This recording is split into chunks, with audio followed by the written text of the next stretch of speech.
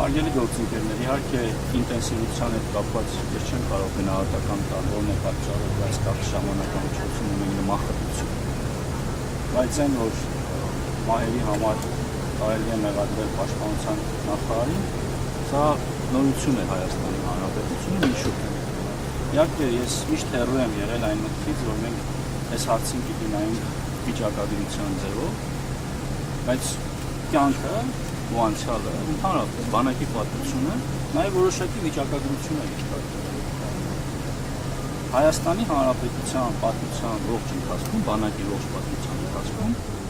դեպքեր ինքնասպանության, սպանության,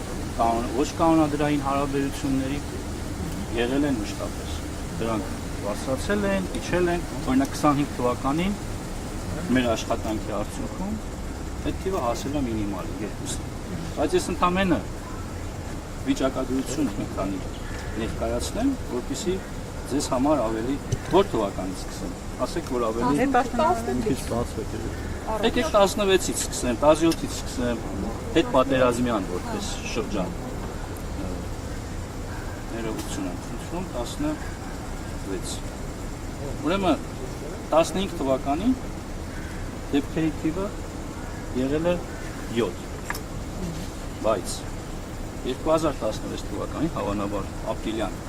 պատերազմից հետո ես չեմ հոգեբան չեմ, ես չեմ կարող այստեղ գնահատական թիվը դարձել է 19 միանգամից, այսինքն նույն ժամանակաշրջան նույն նախարարն է աշխատել,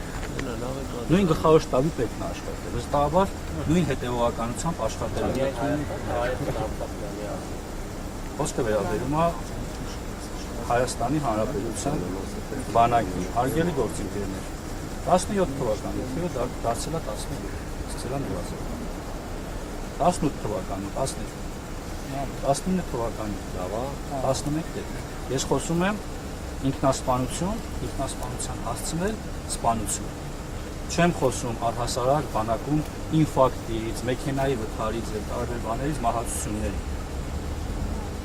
20 թվական 10, 21 թվական 10, 22 թվական 8, 23 թվական 9, 24 թվական 11, 25 թվական 2, 26 թվական 8։ Սա վիճակագրություն էր այն մասին, որ վերջին մեկ տասնամյակի ընթացքում այդ թվերը և մեծացել են,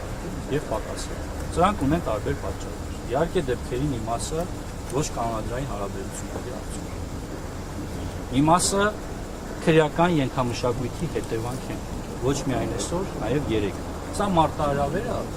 որ միայն իմը չի։ Ու անկախ նրանից պաշտպանության նախարարը կլինեմ ես, թե այլ մարդ, սրան պետք է համակարգային մոտեցում։ Ես չպիտի խորշեմ, լսել, որ դուք ներկայացնում եք ինչ-որ պրոբլեմ։ Այդ պրոբլեմի հետևից պիտի գնամ, դուք էլ ես էլ։